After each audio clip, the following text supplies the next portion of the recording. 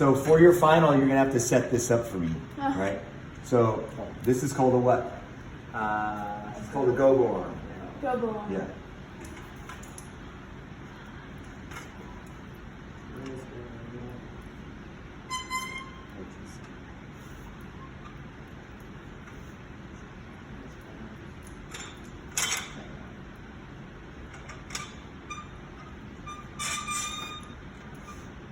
This is difficult.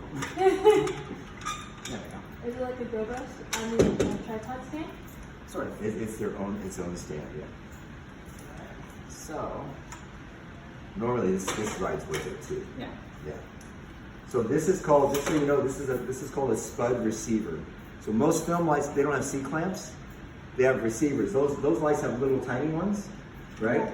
But these have one, and they sleeve over it, and you tighten it down with a little, like a key like this, because it's holding in place. So that's just the film C-clamp, but it's... They don't have a C-clamp, yeah. They use these. The receiver. Yeah, yeah. They use receivers, right. And this is designed to go on top of it. This is called a gobo arm, and I wouldn't take it off, just so you know. Typically, the gobo arm rotates around like so. Right, okay. Now you're gonna set a flag. What's a flag?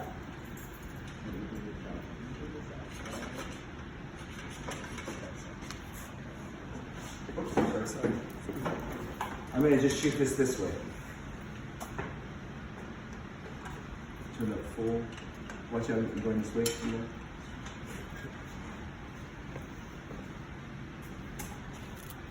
These are barn doors, just so you know, these are called barn doors that go in, they go in Fresnels typically, and it's a way to basically, you can see it's not sharp like a Leco, not an edge, it's just a soft source, but it is a way to cut the light off, so you can control it, right? But if you, a lot of times you want a flat source, like this, let's go to full,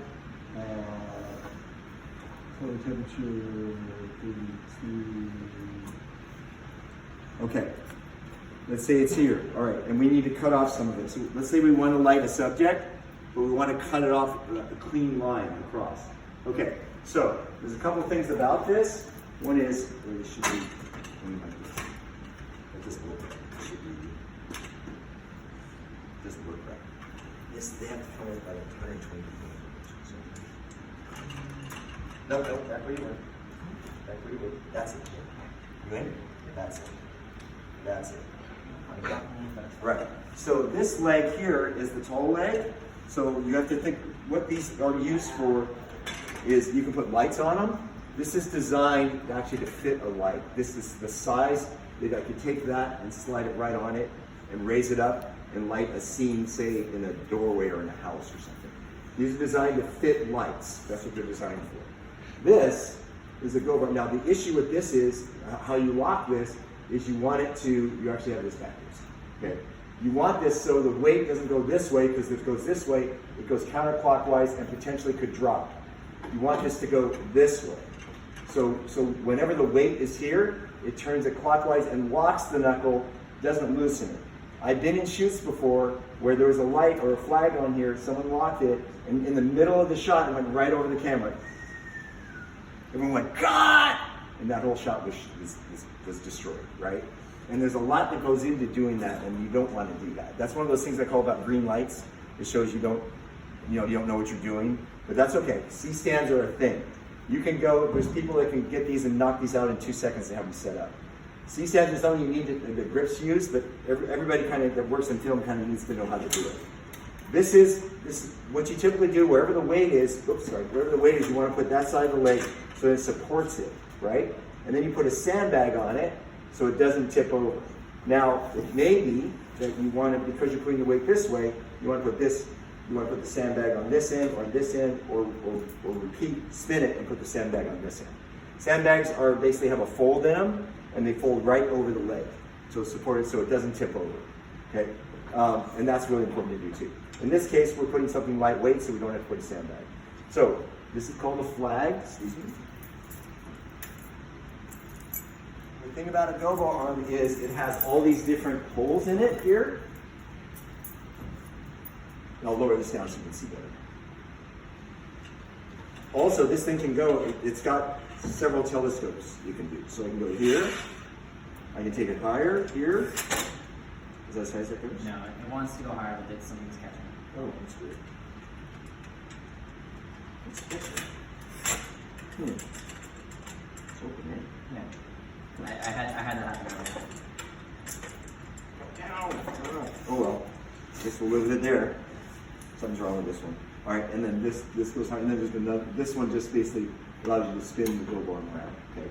So here, I'm gonna lower this down, so it's trying to do. So here, and also this thing can spin the globe arm around, as I said. So this is basically locks in place. You can extend this out like so, and like so. Okay, this is a flag. There's flag. Actually, I just have a silk now. I don't have a flag anymore. This is like this can be done. This can be covered with black fabric. This one's a silk. That basically can be put in to soften the light. Look what it does to the light. The light's still there, but it really softens it. So in this case, Oh, I can see it on that. right, you can still see the light. It doesn't block it. A flag actually is a piece of duvetine over it that actually just blocks the whole thing. Like, so it works like a shutter. So you see that shadow? So we can create that shadow using this.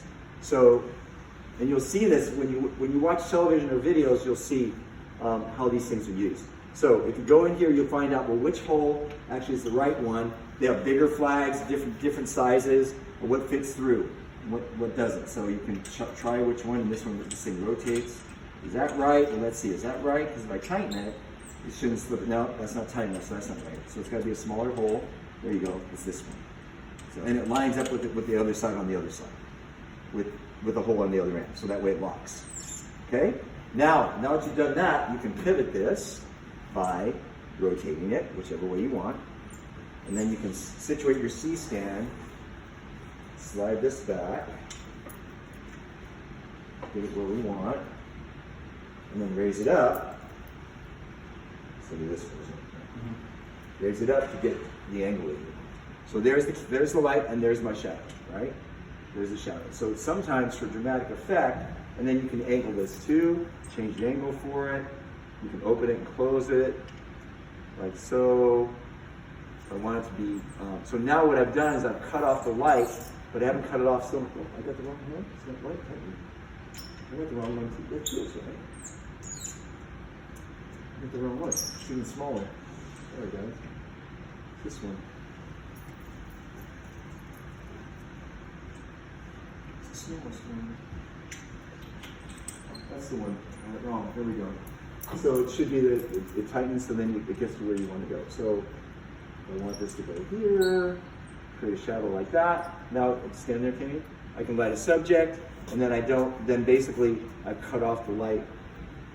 I've got the softness that I want because it's wide, and then I just raise this up and I get the shadow where I want. If I want it more dramatic, I can angle the shadow by how I angle this thing. Let that way be the other way, like that, and then lower this down.